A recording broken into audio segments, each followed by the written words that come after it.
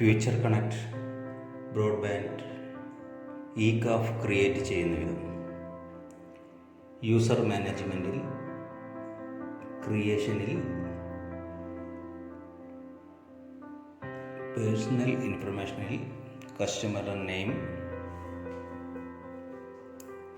തുടർന്ന് last name, phone number,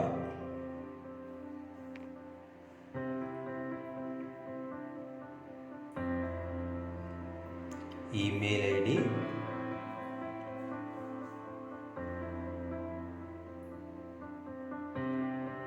മുകളിൽ ഏതാണ് എങ്കിൽ ക്ലിക്ക് ചെയ്തതിന് ശേഷം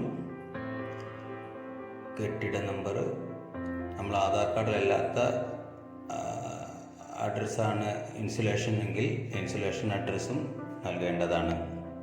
അതിനുള്ള പ്രൂഫ് അടിയിൽ കൊടുക്കേണ്ടതാണ്. അതിനുശേഷം കസ്റ്റമർക്ക് യൂസർ നെയിം റിഗ് ഡോട്ട് എന്ന ഒരു യൂസർ നെയിം അടിച്ചു കൊടുത്തതിന് ശേഷം പാസ്വേഡും അടിച്ചതിന് ശേഷം ക്രിയേറ്റ് ബട്ടൺ അമർത്തിയാൽ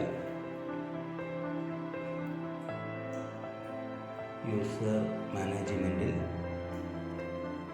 കസ്റ്റമറെ കാണാവുന്നതാണ്. അതിൽ നിറത്തിലുള്ള ഐക്കണിൽ ക്ലിക്ക് ചെയ്താൽ ആധാർ കാർഡിൻ്റെ നമ്പർ ടൈപ്പ് ചെയ്യുക. തുടർന്ന് സബ്മിറ്റ് നൽകിയാൽ OTP നൽകാനുള്ള കോളം വരും. OTP നൽകുക, OK നൽകുക. തുടർന്ന് കസ്റ്റമറിൻ്റെ അടിയിൽ ഈ കാണുന്ന ബട്ടണിൽ ക്ലിക്ക് ചെയ്താൽ ഇകാഫ് വെരിഫിക്കേഷൻ കഴിഞ്ഞു. ഇകാഫ് വെരിഫിക്കേഷൻ്റെ ഈ പ്രിൻ്റ് എടുക്കുവാൻ വേണ്ടി ഈ ഐക്കണിൽ ക്ലിക്ക് ചെയ്ത് നമുക്ക് ഓഫീസിൽ പ്രിൻ്റ് എടുത്ത് വെക്കാവുന്നതാണ്.